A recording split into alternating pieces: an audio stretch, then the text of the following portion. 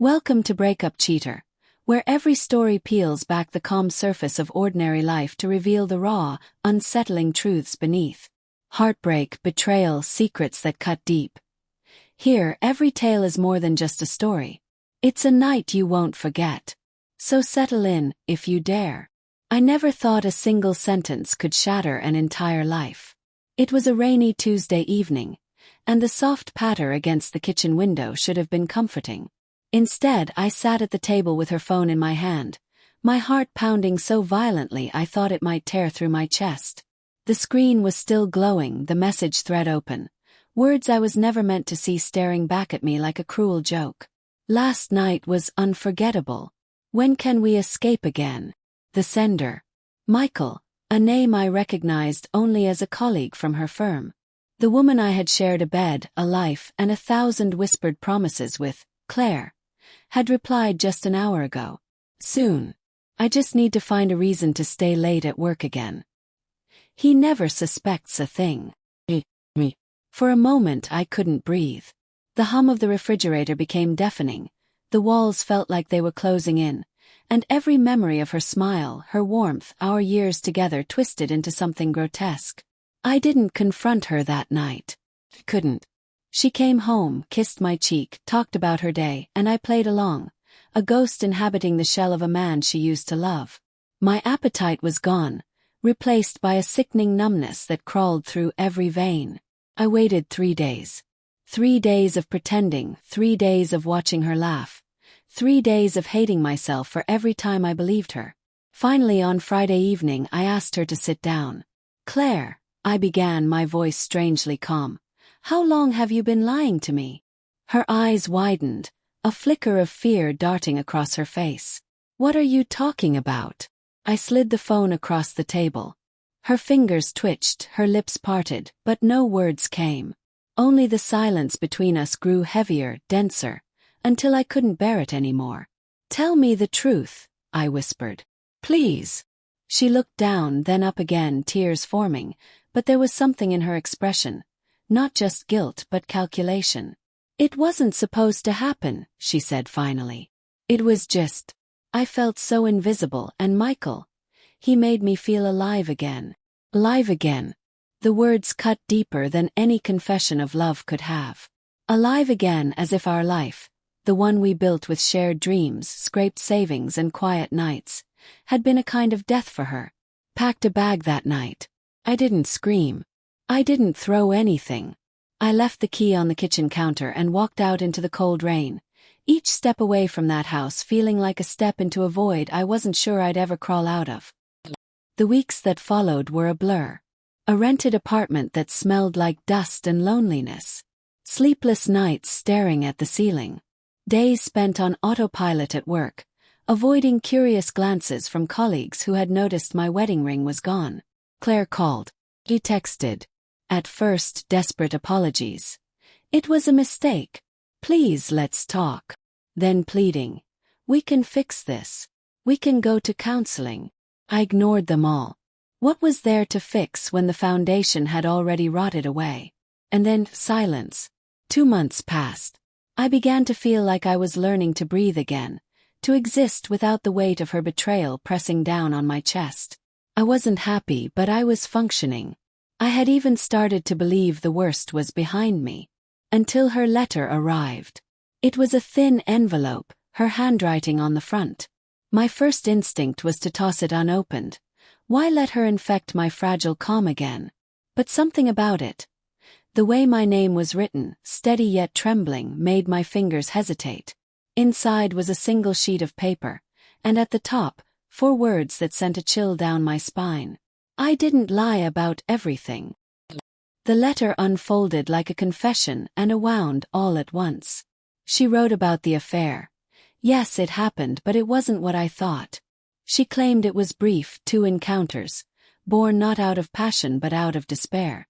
She felt neglected, invisible in the months I buried myself in work after my father's death. She wrote that she hated herself for it, that every day since had been a performance of normalcy while she silently disintegrated. But that wasn't the part that truly undid me. Near the end she wrote, By the time you read this, I may not be here anymore. The doctors called it aggressive, and I didn't know how to tell you after everything I'd done. I lied to protect you, or maybe I was just too much of a coward to face what I had broken.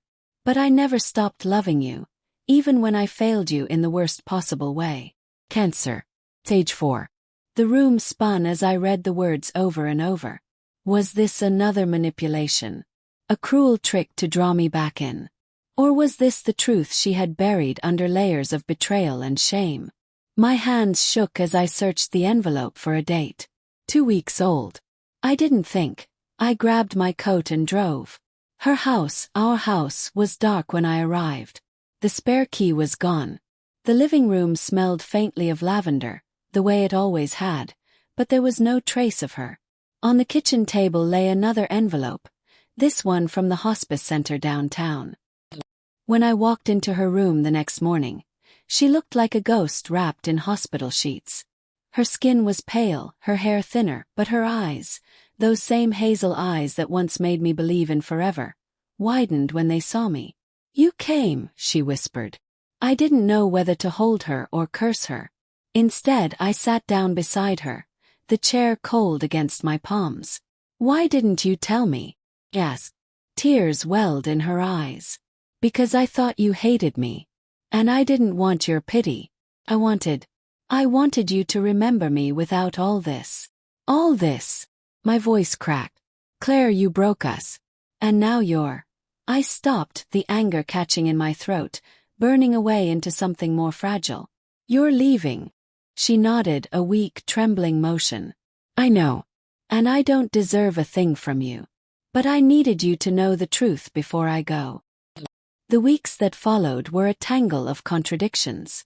I spent my days by her side, reading to her, helping the nurses, sometimes sitting in silence that said more than words could. Did I forgive her? Some days, yes.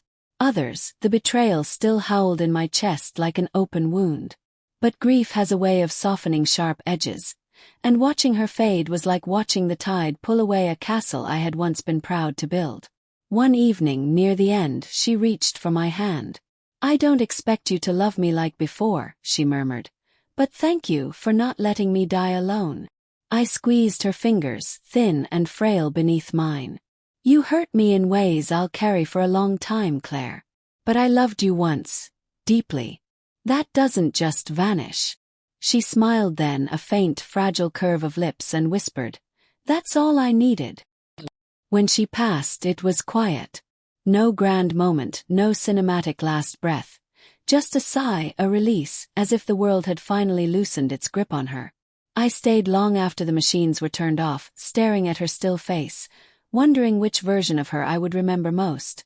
The woman who betrayed me, or the woman I once would have given my life for. Grief is complicated when love and hurt live in the same space. Her last letter didn't erase her betrayal. It didn't rewrite the nights I lay awake imagining her in someone else's arms. But it did remind me that life is messier than clean betrayals and perfect victims. She lied. Left. Believing it was the end. But in the end, her last letter didn't bring me back to her. It brought me back to myself. To forgive, not because she earned it, but because carrying the weight of her sins would only drown me alongside her. Sometimes I visit her grave, just to sit in the quiet and remember the whole picture. The good, the bad, the love, the ruin. And sometimes, when the wind is just right, I almost hear her voice again. I didn't lie about everything. And I believe her. This was another story from Breakup Cheater, where every ending leaves a shadow behind. If this story stayed with you, share your thoughts below. And remember, the darkest truths often hide in plain sight. Until next time, keep your eyes open and your heart guarded.